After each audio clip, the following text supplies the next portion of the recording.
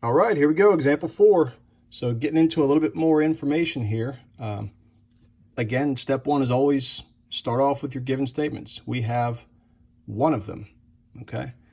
Point C is the midpoint, I'm going to abbreviate, of line AE and BD. How do we know? Because it was given, okay? Now we want to think about, I don't have any more given statements. I need to start marking some things up on my own. Now, I don't do anything to mark a midpoint, but I do want to remember that a midpoint does something to lines. It's in the middle. It's cutting them in half. This midpoint, this point is actually the midpoint of 2 different lines, so it's cutting 2 lines in half. Let's focus on AE first. If point C is cutting AE in half, that means that AC is congruent to EC. Right here, right here.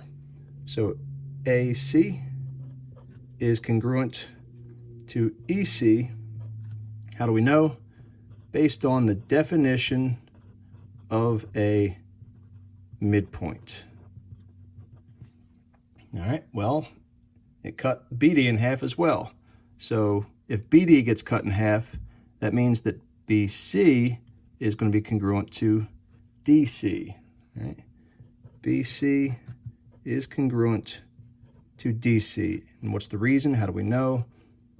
Same thing, based on the definition of a midpoint. All right, is there anything else that I can mark on my own? Do I see a common side being shared, like back in example 3? Nope.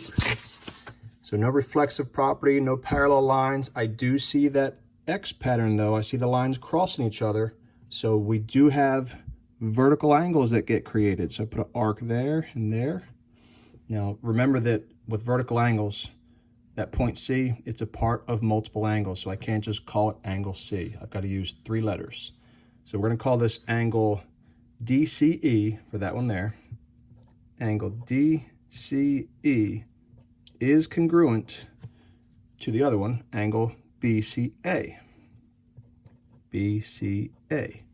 All right, remember, whatever angle you're trying to name, that point needs to be the middle letter, okay? How do we know that they're congruent to each other? Because they are vertical angles, and vertical angles, by definition, are always congruent. Vertical angles. All right, you don't have to say definition, you can just say vertical angles. And does that give us enough information to prove one of the 5 postulates? Yes, so we have a side, and then an angle, and then a side. Side, angle, side, and it's the same thing up top. Remember, they do have to match.